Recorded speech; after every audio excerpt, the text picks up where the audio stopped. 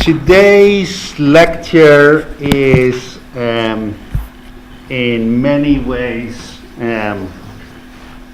one of the harder ones to listen to and to teach. It's fairly dry material, unfortunately. It's also necessary material. A lot of it is repetition, but hopefully in a format that you haven't seen before, but you should be familiar with a lot of this material from micro. So I'm going to talk about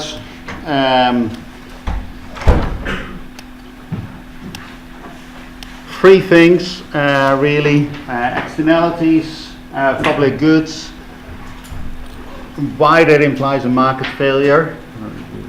In order to do so, I first need to set up what is a market and when do we think a market is efficient, right? So that will be the dry part. And towards the end, a little bit of policy and what you can do. And the policy, of course, becomes much more important in the end. And this is where we are in the schedule, lecture number 2. So, Aristotle, who we think looked something like this, noted that a trade that is voluntary has to be mutually advantageous. Why else would you do this, right? So this is a fairly ancient and basic concept. If two people engage in a voluntary bargain, or voluntarily engage in a bargain, then that has to be, as we would call it now, Pareto improving. Aristotle, of course, did not call it that way because Pareto lived much, much later. And formally, situation A is Pareto superior to situation B if no one is worse off and at least one person is better off.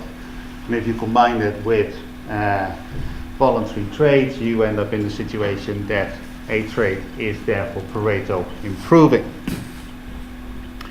That is one thing that Pareto, and here we see him, introduced. The other thing is Pareto optimality, which is essentially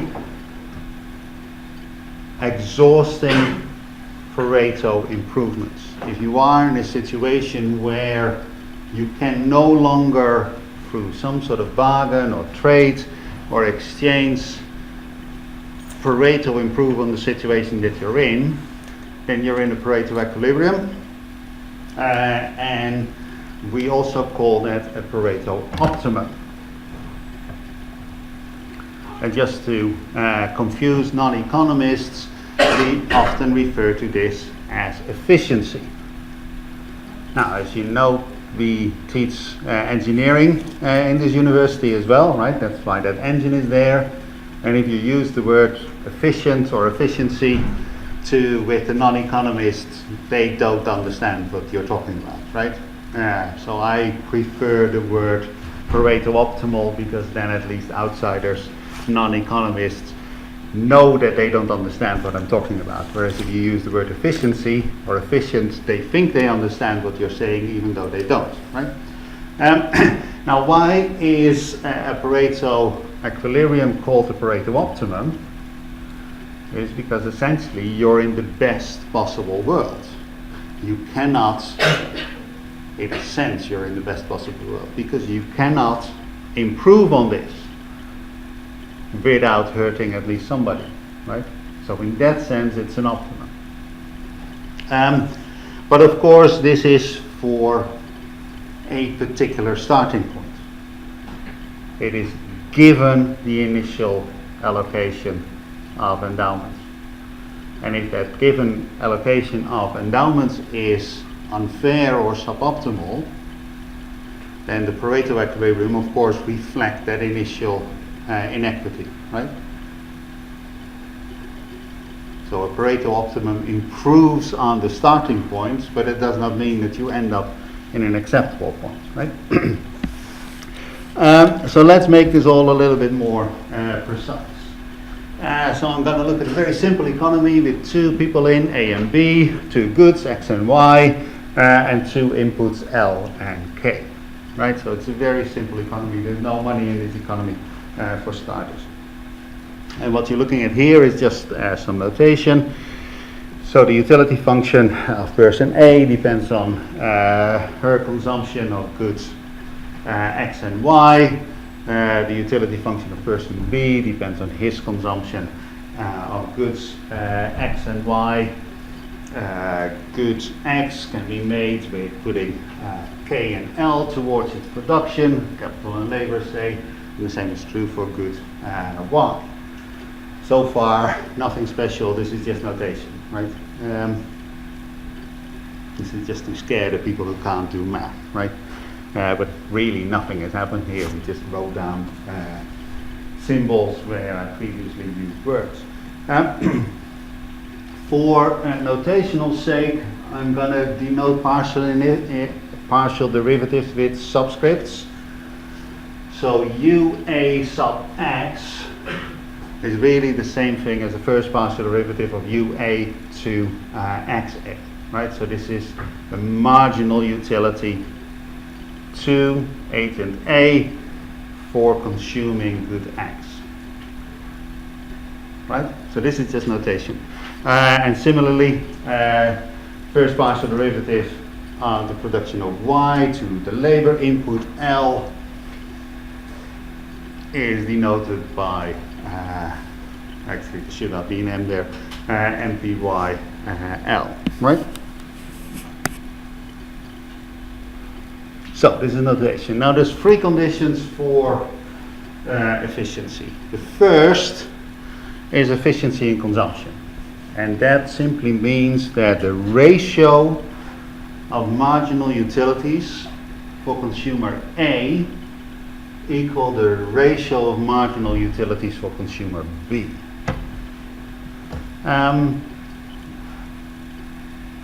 These are ratios of marginal utilities. For historical reasons, this is referred to as the marginal rate of substitution. I find that a counterintuitive term, but this is what I believe Samuelson called it. So this is what it's called, right? Because Samuelson is the boss. That this is a condition for efficiency follows from this simple example, right? Let's assume that in the starting point, consumer A, let's call her Anne, has a ratio of 5 to 1, and consumer B, let's call him Ben, has a ratio of 1 to 5. Then Anne could give one of her X's to Ben, and Ben could give one of his Y's to Anne. And of course Anne loses out because she gave up one of her Y's, but the loss is only -1. But she gains 5, right? And for Ben it's the exact opposite. So both gain 4. So this is a mutually advantageous deal, right? And as long as these ratios are not equal to each other, you can improve on the situation by a simple barter trade, right? Because there's no money, there can only be barter trade in this economy. Right, so that is efficiency in consumption. The second condition for efficiency is efficiency in production, where the marginal production of goods, or the marginal contribution of labor and capital to the production of good X should equal the ratio of marginal production of labor and capital to good Y. And this is known as the marginal rate of transformation.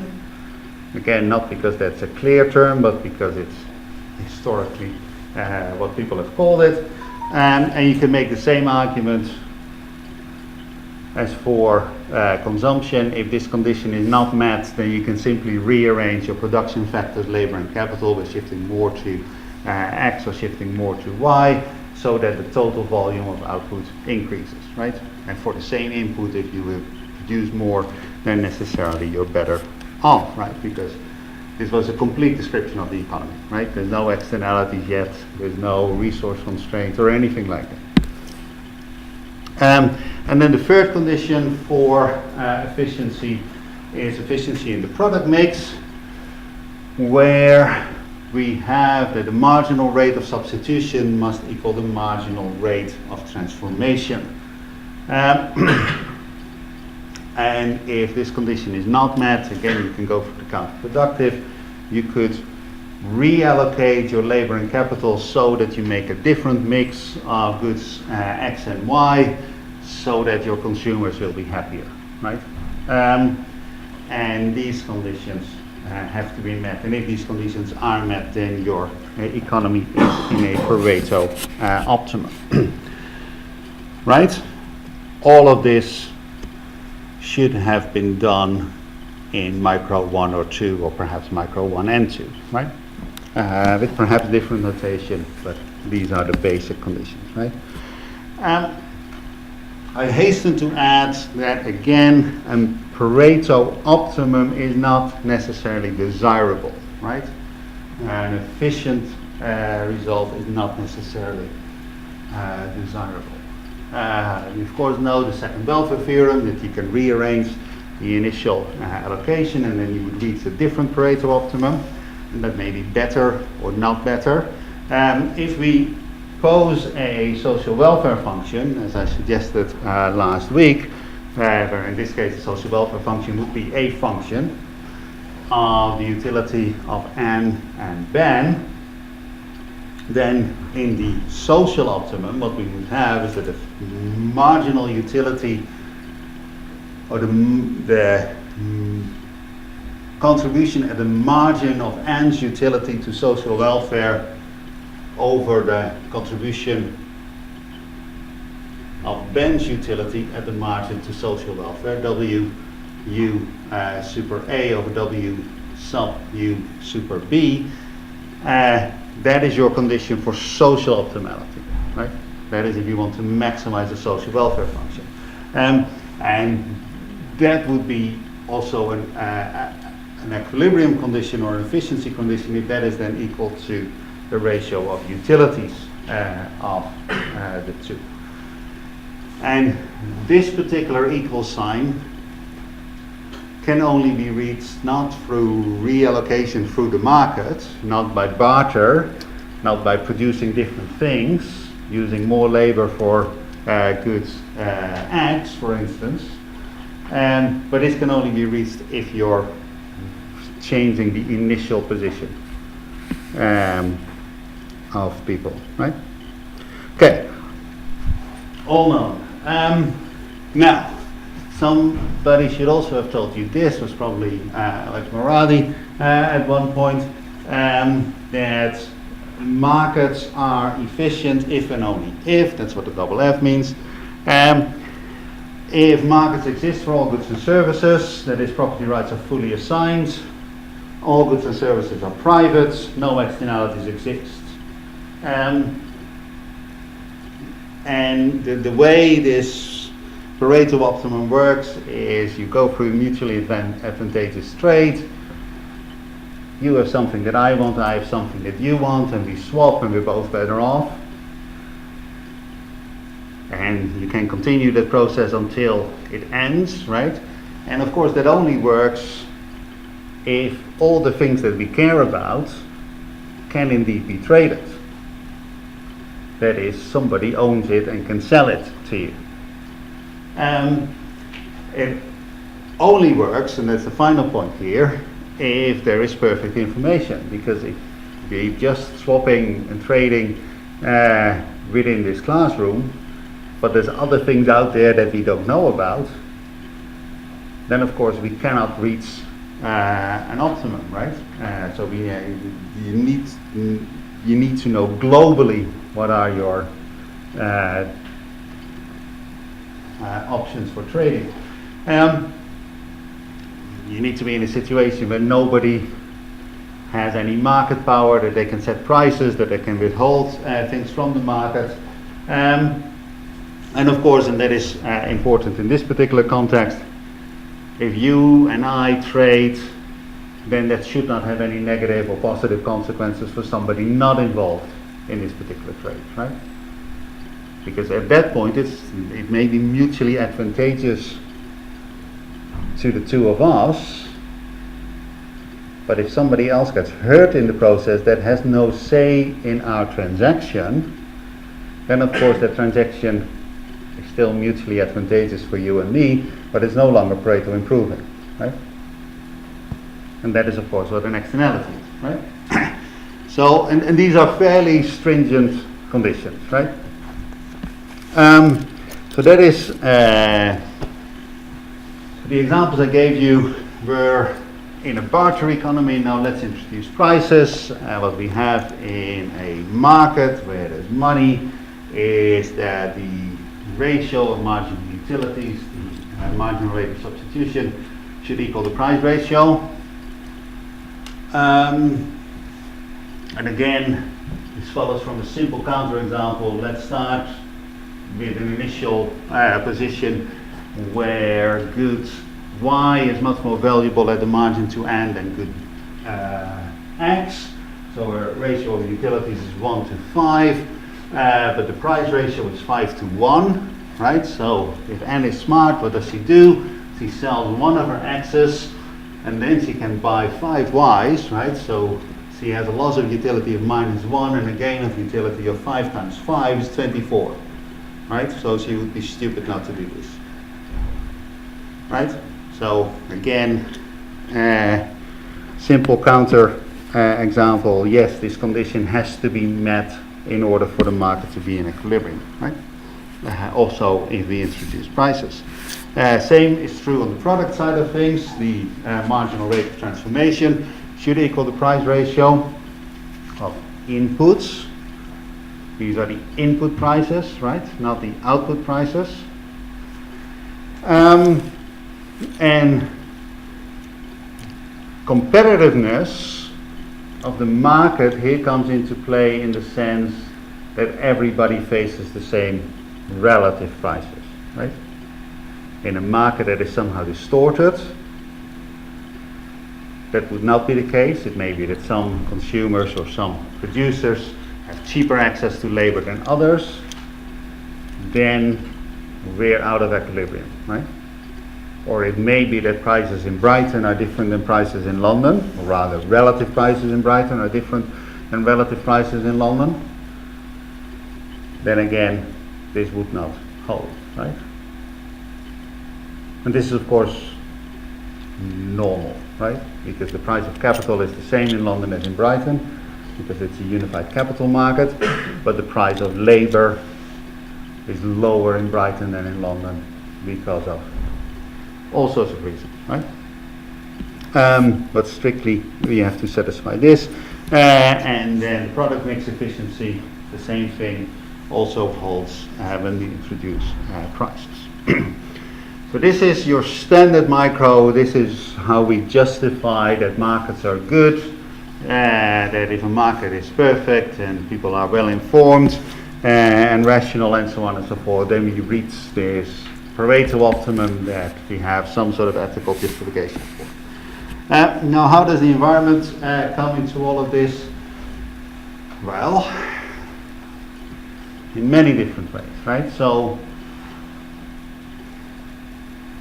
stuff like clean air, you don't have property rights over. And it's important to us, right? It enters into our utility function, maybe directly because we enjoy it, maybe indirectly through health and what have you. And you cannot really buy it, right? So there immediately the market is incomplete, right? Resources may be public goods. Climate is a public good, right? My CO2 emissions are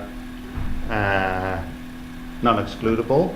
If I emit CO2, I will change your climate. There is nothing you can do about that, right? And it's non-rival.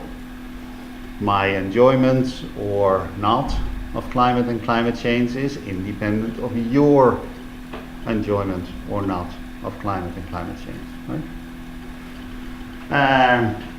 Maybe open access. Nobody may own this property. Before the break we talked about sheep on the commons. The example here is fish on the open ocean. Nobody owns those fish stocks, so the rational strategy is to go after them, right? And fish them as hard as you can before somebody else takes those fish, right? A lot of resources that are important to the environment are traded on imperfect markets. Land is a particularly imperfect market because it's very sluggish, right? There's not a lot of supply. It's a thin market. People hang on to their land for all sorts of reasons. The energy is another market that is heavily distorted. You take the global oil market, for instance. There's a few big players, right? There's Saudi Arabia and there's Russia and there's the US. There's a couple of big companies and a couple of very big suppliers, and that means that they have a lot of market power. And that immediately means that the conditions for market perfection are not met, right? And then of course there are the externalities. That if I emit CO2, I hurt you. Not just myself, even though you were not part of this transaction at all. So what is an externality? The standard definition is that an external effect is said to occur if the production or consumption of one agent affects the utility of another agent in an unintended way and when no compensation is made. Right? So there's three components to the definition. One, it affects a third party. Second, this is not the objective of the economic activity. And third, even though the third party is affected, no compensation to that third party is made. Right? So if we make electricity, we burn coal, but we burn coal not to emit CO2 and sulfur and particulates. No, we burn coal to heat up water to drive a turbine. That is why we burn coal, to make electricity, not to emit sulfur and CO2 and particulate matter. Right? That is not why you build a power plant. You build a power plant to make power. So it's unintended, right? And then of course you dump it in the atmosphere, and the people who are affected by the stuff you dump into the atmosphere have no say over the transaction that you just did, over the activity that you just did. You just dump it on them, right? Now, it's called an external effect at the top. External effect, externality, external cost, external economy, external diseconomy, all the same thing. And different people just use different words. Nowadays I would say that externality is the most common of these words, but they really mean all the same thing, right? Externalities may be positive or negative. And the first examples of externalities in economic textbooks are actually the bee, right? Where the beekeeper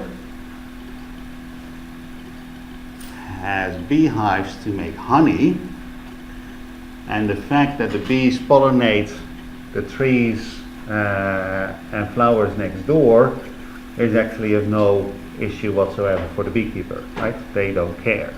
They just want the honey. But it has a positive effect on the farmer next door.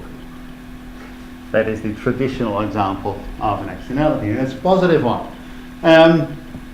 But of course, in environmental economics, we kind of mostly talk about negative externalities. If the victims of the externality or the beneficiary of the externality are compensated by whoever generates the externality, then we say that the externality has been internalized. Right? Now, for those of you who do a bit of behavioral economics or plan to do behavioral economics, an internalized externality and an internality are not the same thing, right? So an internality is essentially an externality that you impose on yourself, that you cannot control your impulses and do something that you will later regret. So an internality is an imperfection in yourself that you then impose a cost on a later self. Drinking too much and having a hangover. That would be an internality, right? It's not the same as an internalized externality. Right? Important to make that distinction, particularly those who are doing behavioral or planning to do behavioral. Now, what happens to our market if we have externalities? And I'm going to give you two examples there. First, let's look at the condition for production efficiency. Where we have that the marginal rate of transformation must equal the marginal rate of transformation. Now assume that those costs of using labor and capital in the production of goods X and Y has two components. That is, part of it is private to the producer, and part of it is a cost on society. And then really the condition for production efficiency is that the social rate of transformation should equal the social rate of transformation. But if the producer doesn't care or doesn't notice the costs imposed on society, then a producer would set this condition and not that condition there, right? Because this is something that is outside of your view, so you may not care. So that is one way of looking at it. The second example is perhaps more illustrative, right? So let's assume we have two producers. We have a producer of good Y, and the profit function is the revenue, so the price of selling Y, that's really there, times how much Y you produce. A very simple production economy. So there's labor and capital, and there's two goods only. But in order to make good Y, you only need labor as an input, and in order to make good X, you only need capital as an input. So it's a simple economy as can be. So the producer of good Y has as revenue the price of good Y times how much Y they produce, depending on how much labor they put in. And then of course their cost is the price of labor, commonly known as wage, times the amount of labor you put in, right? So that is their profit. And then for the production of good X, it's the price of capital, right? That is your cost. Your revenue is the price of X, the good that you make, and how much you sell. That's the X. How much you make and sell. That depends on how much capital you put in, how much K you put in, but it also depends in some indirect way on what the other producer is doing. It also depends on how much L is being used. Now this is a very simple example, that's just to keep the equations neat and tidy. The example really here is that the workers of factory Y somehow in the morning and in the afternoon all pile up and cause a lot of congestion, and as a result the drones or the driverless cars of company X cannot make their deliveries, right? That is how you should think about it. And then we have labor in one company and only capital in the other, right? And you have this spillover effect, this externality. So now what would these private companies do? Well, they have a profit function, they want to maximize that. So company Y would take the first partial derivative of profit to the amount of labor they put in, because that's essentially the only decision that they make, right? That's Py sub L minus PL, right? That's just a linear thing. That should equal 0. So Py should equal PL over YL. And company X does the same thing. It only has control over K.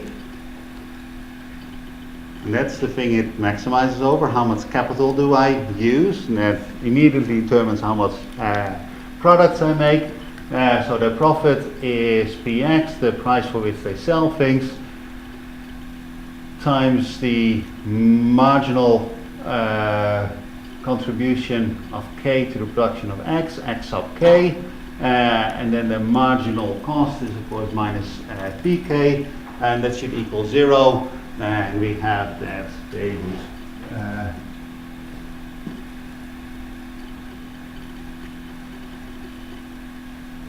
read this condition here, right? So that is what you would do if you just let the market go. Now what if these companies merge and maximize their joint profit? Or what if a social planner steps in and maximizes joint profit, right? So what we want to do is not maximize pi x and pi y separately, but we want to maximize the joint profit of the two, pi x plus y. And pi x plus y is simply the sum of the two. If you take the first partial derivative of that thing to k, nothing has changed, right? Because k does not pop up in the production of y, so it's just the same as it used to. If we take the first partial derivative of this thing to L, we still have py yl minus pl. That's the same as we saw before, but we now have this additional term, namely how much does the use of labor contribute to the externality, so that's dm dl, times how much does that m distort our production of x, that's dx dy. And of course we need to value that by the value of the output, right? Because we make a different amount of x, so we need to multiply that with px. And this pricing condition is the same as we had before, but for the price of y, we need to introduce this correction factor pxm/ml. pxm/ml, sorry. Right, so that happens in the joint optimization. If the two companies merge or a social planner steps in. Now let's redo this and go back to individual optimization, but we introduce a tax. And in this case, it's the company that makes y that is the culprit, right? That is the naughty one. That is the one who's causing trouble for the other company. So let's put a tax on the production of, or on the, in this case, the use of labor. That's essentially what we're doing here, right? So x doesn't change, and the first order condition for x doesn't change, and the optimality and the optimal price for x doesn't change either. Y does change, right? We now subtract a tau L, where tau is the tax rate on labor, and that reduces profits, right? We put a tax on this company, so profits fall.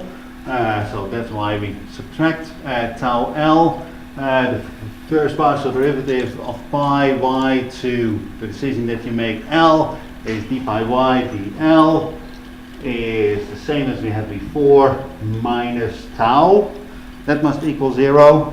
And what we have is that py is pl minus tau over yl. Right, so that happens in individual optimization with a tax on the offending company. The joint optimization had this term here, the individual optimization with the tax has that term there, and then obviously if we set tau, the tax rate, equal to px xm ml, then the individual optimization with tax and the joint optimization give the same result, right? Now, this thing here, this tau is called the PV tax. Right? After this guy here, Alfred Pigou. The tax that exactly restores the social optimum, in this case tau equals px xm ml, in case of externalities, is known as the Pigou tax. And some people call it the Pigovian tax. Right, same thing. So that is how we define it now. Pigou did it like this, right? So there's some progress in economic methodology. If the amount of investment in any industry was carried exactly to the point at which the value of the marginal social net product there is equal to the central value of the marginal social net product, then the national dividend, so far as that industry is concerned, would be maximized. Disregarding the possibility of multiple maximum positions, I propose for convenience to call the investment that would then be made in the industry the ideal investment, and the output that would be obtained the ideal output. Are you still with him? On the conditions of simple competition, if in any industry the value of the marginal social net product of investment is greater than the value of the marginal private net product, this implies that the output obtained is less than the ideal output. If the value of the marginal social net product is less than the value of the marginal private net product, this implies that the output obtained is greater than the ideal output. Right? So here he establishes externalities hurt the social optimum.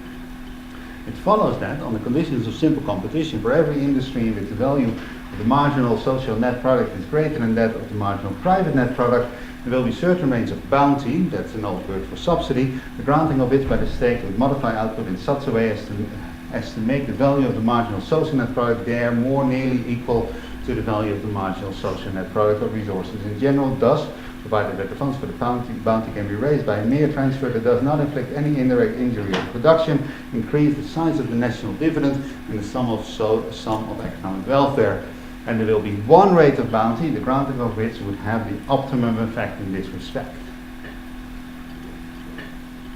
In like manner, for every industry in which the value of the marginal social net product is less than that of the marginal private net product, there will be certain rates of tax, the imposition of which by the state would increase the size of the national dividend and increase economic welfare, and one rate of tax which would have the optimum effect in this respect.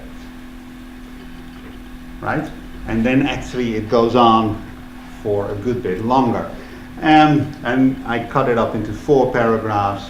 This is 1/2 of a paragraph by Pigou, right? And this is the original text. So the students often grumble about us doing things mathematically, right? This is how economics used to be done. And just reading this text and rereading it and rereading it, you actually find that it does the exact same thing as I did.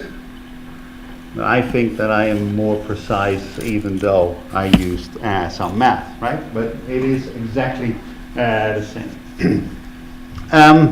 So, that is the Pigou text. That is how we define it now. And that is how Pigou originally defined it. There's 2 things that may cause a little bit of confusion. There's 3 things that cause a little bit of confusion. One is that the Pigou tax is not any old environmental tax, right? I mean, we could have any tax, tau, on L would reduce the production of Y, right? But it's only one very particular tax that reduces the production of Y to the amount that restores the Pareto optimum, right? So that is a thing to keep in mind. An environmental tax is not a Pigou tax. The Pigou tax is an environmental tax, but not the other way around, right? That's an important thing to keep in mind. It's one particular tax. And Pigou, as you noticed, was well aware of that. Now, because the polluter pays, people often call this the polluter pays principle. And we'll get back to that with Coase, but the polluter pays principle is wider because it does not say what the polluter should pay, just that the polluter should pay. Now, The other thing that is in there is that really the social optimum is restored if compensation is paid. Right? The whole problem was that a third party was affected by this transaction or by this activity. And then we impose a tax so that the polluting activity is reduced in size. But that does not take away the pain for the victim, right? That just reduces the pain. And typically what happens in environmental taxation is that the government takes the money. The government sort of imposes itself as we are the victim of the pollution. But the money doesn't go to actually who suffer the consequences, right? And that is an important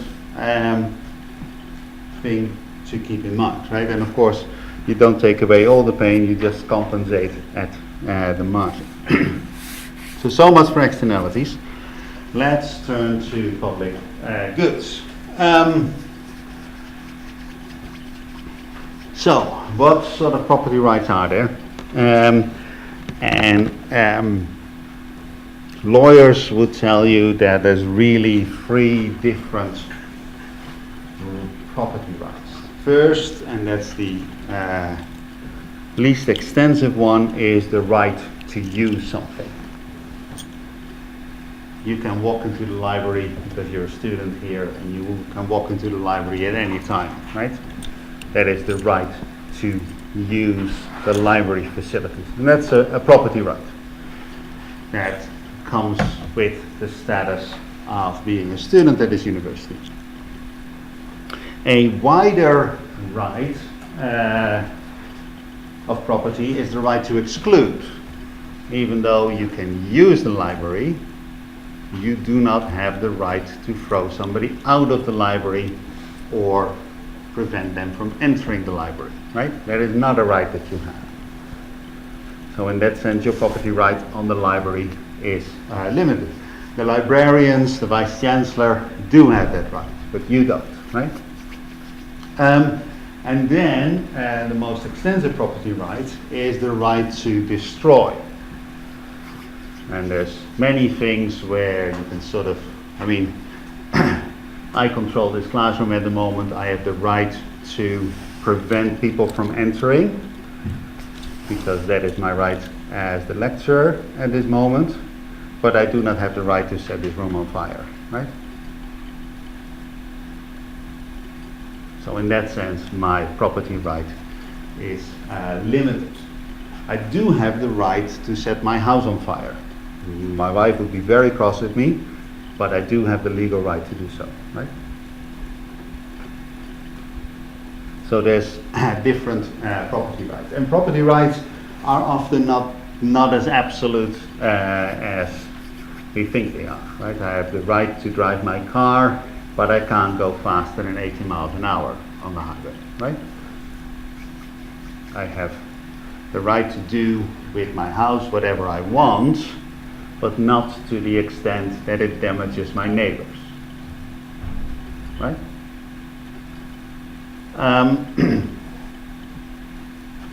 So property rights come in all sorts of shapes and forms, and that's an important thing to keep in mind. More importantly is the distinction between private and public goods and the sort of the intermediate ones that come in between. Again, this is material that you would have seen before, right? So there's two key distinctions here: excludable versus non-includable, and rivalrous versus non-rivalrous. And a private good is both rivalrous and excludable. So what you're looking at is an ice cream, right? So it is excludable in the sense that if I have bought this ice cream, it is my ice cream, and you can't eat it. You're legally not allowed to take it and eat it. But it's also rivalrous in the sense that once I've eaten it, you physically cannot eat it, right? It's simply not there anymore, right? So it's rivalrous and excludable, and in that sense, it's a public good. Now, there are commons or open access resources, and we talked about it before the break, which are rivalrous in consumption. If my sheep is eating that grass, your sheep cannot, because the grass isn't there anymore. But at the same time, it's non-excludable. If it's a true commons, then I cannot tell you to take your sheep away, right?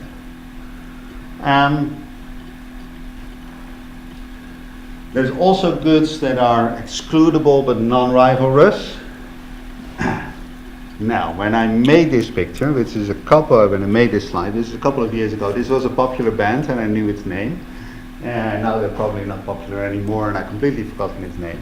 You can't see the picture anyway. So, a concert is excludable. If you don't have an entry ticket, you're not going to get in. But once you're in, the music is the same for everybody, right? So it is non-rivalrous. I can enjoy this music as much as you can. These are known sometimes as congestible resources, because of course you can have too many people in the club and then it would be quite unpleasant, if not dangerous, and they can also be referred to as club resources for exactly the same reason. And then there's the pure public goods that are neither rivalrous nor excludable, and that would be national defense, lighthouses, the climate, and what have you, right? The problem with these things is that they're underprovided. If you're putting a good on the market, but you cannot exclude consumers, that means that you cannot demand a price for it, because people can just take it, right? And if you produce something but you cannot sell it, people can just take it from you, then you have no reason whatsoever to produce it in the first place, right? So you immediately have under provision. And if they cannot charge a price from you, that means that you're going to use as much of it as you can, right? Because there's actually no downside to you from using more. You may lose interest after a while, but there's no other constraint on your consumption. So we have under provision of public goods, or the mixture forms an over consumption. This one you probably haven't seen. This is Samuelson, right? I mentioned his name before. This is Samuelson at a fairly old age. I think he's still around. Is he still around? Actually, I don't know. Must be 90 in this picture. Actually, most of his work was done when he was a fairly young man. The condition for the provision of a private good, the efficiency condition, is that marginal rate of substitution equals the marginal rate of transformation, right? We looked at that before. For public goods, Samuelson showed that the marginal rate of transformation, that is the production side of the product mix efficiency, should equal the sum of the marginal rate of substitution. And that is made plausible in this particular graph. So this is straight from the book that some of you have seen, but not all of you for sure. And this is Kolstad's book, and one of the weird things about Kolstad is that he comes up with the strangest names for his people, right? So Anne is Anne, and the guy, person B, is this guy called Brewster. Now, I don't know where Kolstad gets his names from. Brewster in Europe is a very peculiar name, but apparently not in California. So we have a demand curve for or it's actually Anna, and a demand curve for Brewster, and they're depicted here. Now, if these are demand for the private goods, then we use so-called horizontal aggregation of demand, right? And that is if we move from the top left to the top right. And if the price is 5, right, then Brewster is just beginning to be interested in this particular product, right? And if the price is 4, he demands a little bit more, but Anna is absolutely not, couldn't be bothered by this product for this price, right? So the market demand is equal to Brewster's demand, right? And only when the price hits 2.5, Anna enters the market. And demand for the product increases, there's a kink in the demand function, and total market demand for whatever we're selling here is the sum horizontally of Brewster's demand and Anna's demand. And we have this kinked demand function that you see there, right? So that is what you're used to, right? The horizontal aggregation of demand curves. You've seen that a million times. Now for a public good, or for a non-rivalrous good, we need to go for vertical aggregation of demand curves. So if Q is close to 0, then actually Brewster is prepared to contribute 5 to this public goods, and Anna is prepared to contribute 2.5. So the total contribution is 7.5, right? So we need to aggregate the two demand functions to 7.5 near Q is 0. And that continues as we move towards what must be 12. And at 12, Brewster said, yeah, this is too much, I'm not willing to pay any more for this public good. So we have a kink in the demand function, but Anna is still prepared to pay for this, and we have a kink that lies here, right? So what we did is we aggregated the two demand functions, but in the other dimension of the demand function, in the price dimension rather than in the quantity dimension. And that is because quantities don't matter for non-rivalrous goods, right? What matters is how much we are willing to contribute to this. And the two functions are shown here, the two resulting functions are shown here. So this is the function for a private good, no, for the non-rival good, and this is for the rival good, right? And you see that the demand functions, the aggregate demand functions are different. Of course they're different, otherwise I would not have shown this example. But you see the principle, right? Here you aggregate in the price dimension vertically, and there you aggregate in the quantity dimension horizontally, right? Go ahead. Mark, there's still a question about what's that WTP? The marginal willingness to pay. Thank you. Is there a question there in the back as well? You're just stretching. And then there's a supply function as well, right? All right.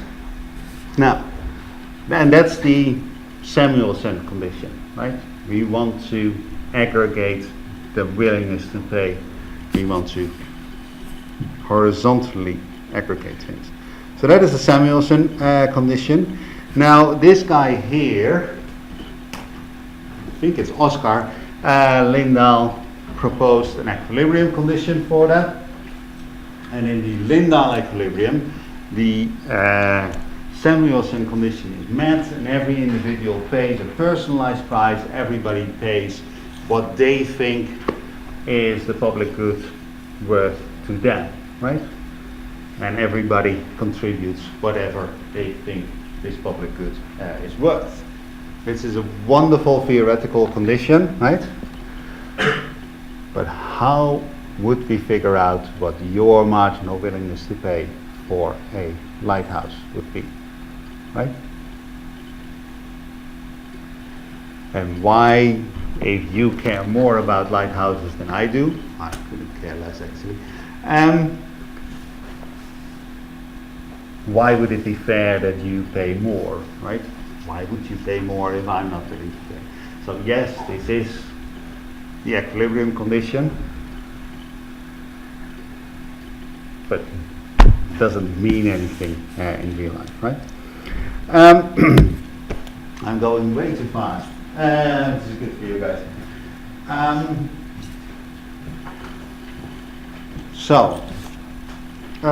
Final point, why are these goods, public goods, under-provided?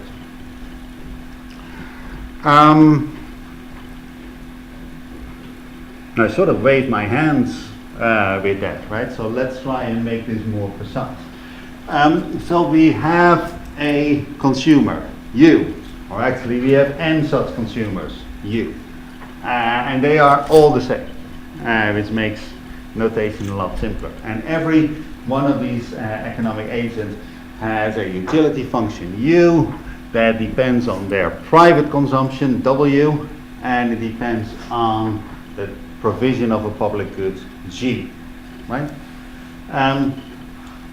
And that is what makes them happy, private consumption as well as public consumption. And then just to change the notation, their contribution to the public goods, the capital G is the small letter g, and then of course the total public goods is G plus G bar, where G bar is the stuff that the others provide towards the public good, right? And because everybody is identical, the G bar is simply n minus 1, that's the number of consumers, minus 1 plus G, right? And that's again, n times small g is capital G. Right? I haven't done anything special. Now, what you're looking at here is an indifference curve. And on this axis, we have this axis, we have the private contribution towards the public good, small g, and on that axis, on the vertical axis, we have the total contribution to the public goods of all the others.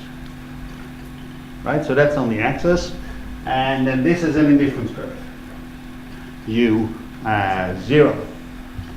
And that indifference curve has this particular shape for the following reason, right? If we start in the position that all the others provide towards the public good, but you don't, you have a large W and a 0 small g. If you actually then start contributing to that, total public good goes up, your private consumption goes down, and that may actually, you may be happy to accept that, right? You're willing to do your bit in your contribution towards the public good. So you're indifferent there. And you may actually be willing to accept a little bit more of your own contribution in return for the others contributing less, right? You may be indifferent to that. And the thing sloping downwards.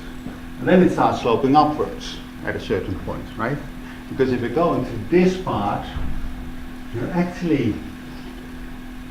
you're giving up a lot of your own resources for the provision of the public good, but that's only sort of acceptable if the others provide a lot of public good as well, right? I mean, if you're getting to the point where you're actually at your budget constraint, then it better be the case that you're giving up almost all of your income to provide the public good. That better be compensated by the others providing a lot too. Because at this point, all of your consumption is essentially public and none of it is private, right? So the indifference curve must start sloping upwards, right? Otherwise, you're the sucker. You're stretching. You know, No. if all the agents are identical and your small g, your contribution is increasing, how can everyone else's contribution decrease. We're not there yet. We're not there yet. I'm just talking about the shape of this indifference curve. Yeah, but that's what I mean by the downward sloping part means G bars going down and your G increases. We haven't imposed an equilibrium condition at all. I'm just talking about the shape of the indifference curve. Okay? Okay. Clear, right? Indifference curve is, of course, just a mirror image of a utility curve. Now, there's multiple indifference curves, right? And they move in that direction, right? They always have the shape, this U shape. But if there's more of the public good provided, with the same amount that you contribute, then you're happier, right? So U1 is greater than U0 and U2 is greater than U1 and so on and so forth, right? If we move that direction, we get happier, right? That one is easier to explain than why it must have a U shape. Now get to the equilibrium, right? So what is the best response? As I said, an indifference curve is a mirror image in a way of a utility curve. So your best response is where utility is maximum, or in this case where your indifference curve is minimum, right? So to come back to your point, if the others are gonna provide this amount of G bar, then this is your best response to their provision, right? This is the point that maximizes your welfare. And if they're gonna do more, then you're gonna do less, right? So your best response function is linear by assumption because everybody is identical, and total public goods is the sum of the individual contributions to the public good, right? That is why this curve is linear, and it slopes that way because the more the others provide, the less you want to provide, right? So the higher G bar, the lower Gn, right? Because there's plenty of the public goods, so why would you contribute? You might as well use it for individual consumption. So that is how you would respond to others, but then everybody is identical. So the supply curve is this curve here, right? And that has a slope of n minus 1 because everybody does the same thing. Duh. So if you choose G, then the others choose G as well, and G bar is n minus 1 times the small g, right? So that is why that is the supply curve, and then the equilibrium is where supply meets best response, and we're at this point here, right? So that is what the market would do in the provision of a public good. And then the final thing is what would the optimum do? Well, the optimum is where your supply at the margin hits your utility at the margin. And that is point E. Right?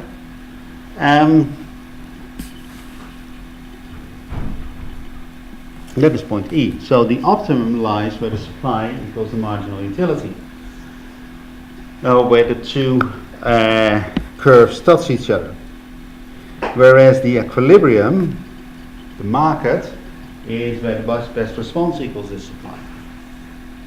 And what we see immediately is that G is much lower in the equilibrium than in the optimum. So this is the under provision of the public goods, right, relative to where the social optimum lies. Yeah? And the second thing is that there's a welfare loss because U2 is higher than U1. So it's not just that we don't supply enough of the stuff in the quantity sense, but we also don't supply enough of the stuff in the utility sense. We are less well off as a result. Right?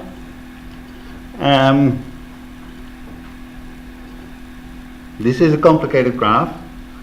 In the book, Kolstad describes all these steps with different words than I do. He may be clearer than I am. You think that I am clearer. You may want to do this for yourself.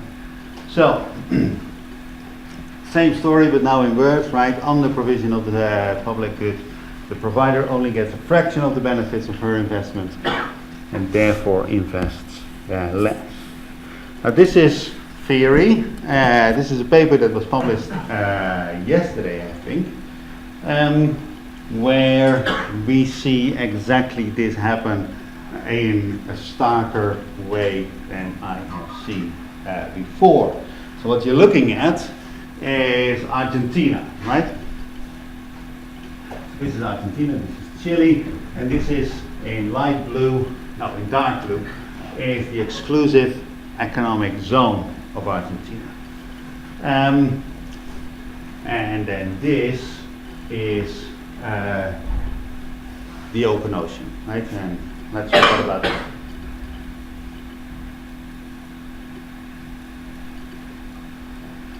This is the open ocean, and this is Falklands, right? Where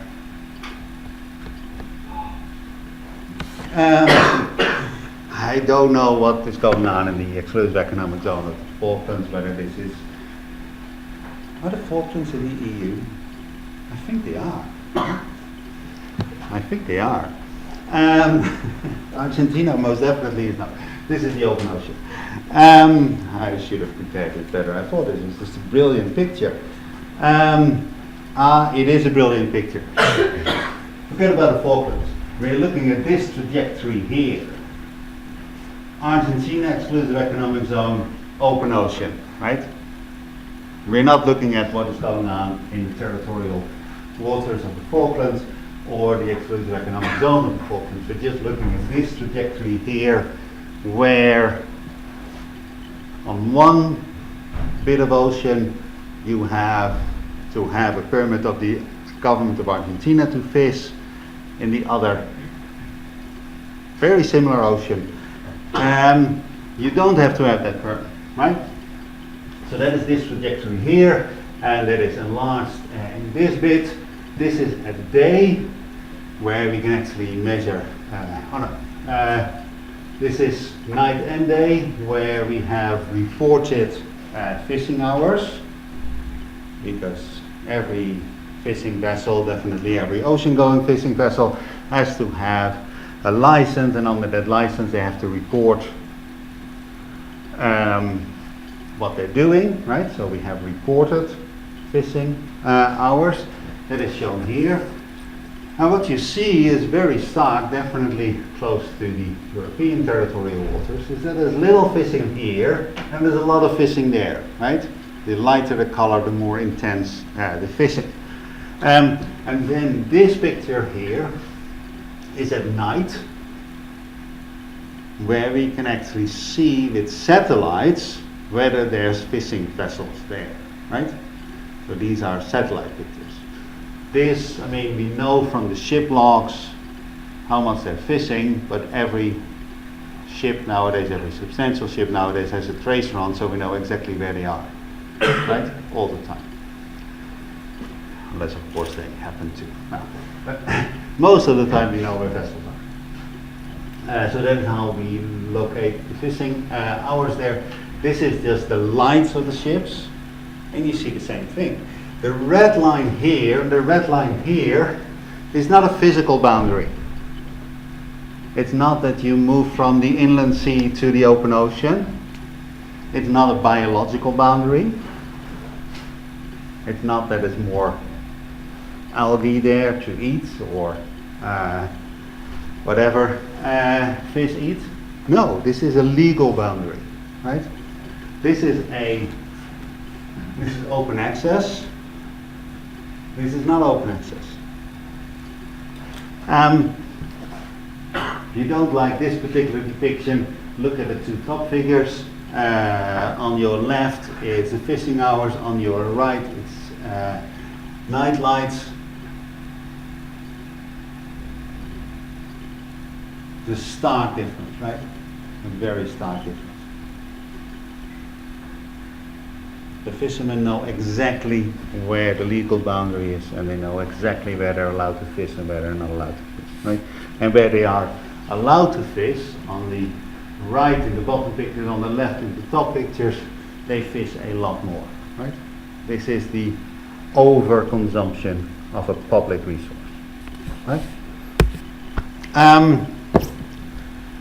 So, what should a government do about this? And we talked about this already, so I can be quick here.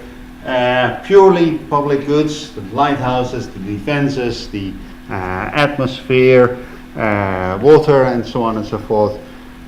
Really the best thing you can do. I mean, yes, the Lindau equilibrium is absolutely fantastic for its theoretical properties. Forget it, right? You can't measure those individual prices with any sort of accuracy.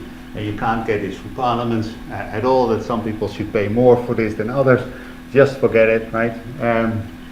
We're just going to provide these things from general tax revenue, right? That's the best way of doing it. Important point here is that this is how it should be paid for, right? This does not mean that it has to be the state that does the providing. That's a completely separate discussion. This is about how do you pay for the army. Should the army be privatized in forms of mercenaries, or should it be a public institution? Should lighthouses be in public ownership, or do we just want to pay private companies to provide the services that lighthouses provide? That's a completely separate discussion from how it should be financed, right? This is about how it should be financed. Common goods. We should somehow regulate access. We should privatize or create property rights on the right to use, and perhaps make them tradable. Perhaps if it's a common, split up property and give everybody a small plot. It may create problems, but perhaps we don't want to actually privatize the plot itself, but only regulate the use of that plot, right? It's not so much that you own a bit of the commons, but that you need to have a license to put a sheep on that commons, and then the sheep can roam wherever, and you can make those rights tradable. And this has been tried time and again for fisheries in particular, and it seems to be working in practice. And then for congestion goods or club goods, like highways, really the optimal solution is to put a tax on the use of those highways. Now, economists are very fond of this, right? And that is sort of what would restore the Pareto optimum.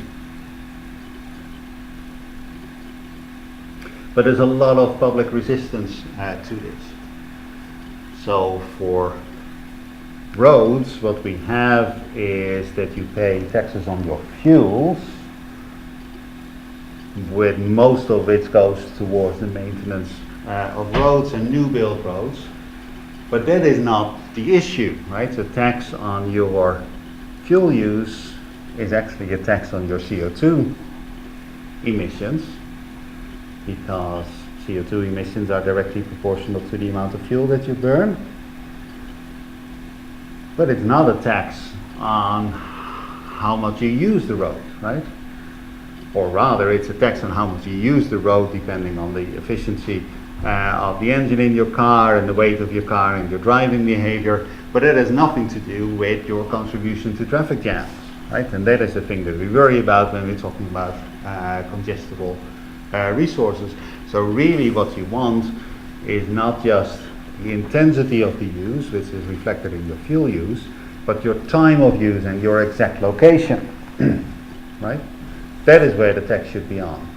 And you burn as much fuel as if you drive in the Scotland Highlands as if you drive on the M25, but in the Scottish Highlands you don't contribute to congestion, but on the M25 you do, so you want a road charge that is time dependent, because it makes a difference whether you're driving at 8 in the morning or 8 at night or 2 in the morning, right? And it has to be location specific, right?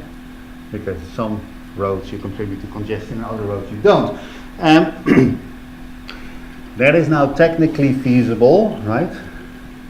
You can actually stick a chip in every car that traces its exact location, and probably most cars have that chips already, they're just not enabled, and the government doesn't observe this. But you could very easily come up with a regulation that does exactly this and then prices you how much you drive, where you drive, when you drive, and that would be the ideal regulation. It's something that people absolutely hate because of complexity or fake arguments about complexity, but also because of Big Brother, right? Because then the government can see exactly where you are, or at least where your car is. A bit of a red herring, I think. You can already see where your phone is, right? And your phone is probably closer to you than your car at most points. So it's not a valid argument anymore, but it is an argument that is used against this. Right? So, talked about externalities, unintended side effects, uncompensated on third parties, right? As a result, we have a suboptimal allocation. And the policy prescription there is to impose the good tax, which is a very specific tax, right? And I talked about public goods. The market works fine for private goods, but not for public ones, when we have overcompensation and underprovision. And the policy response there is either to provide it publicly, to regulate access, or to charge the use of the thing. That's all I wanted to say for today. I see you guys again next week.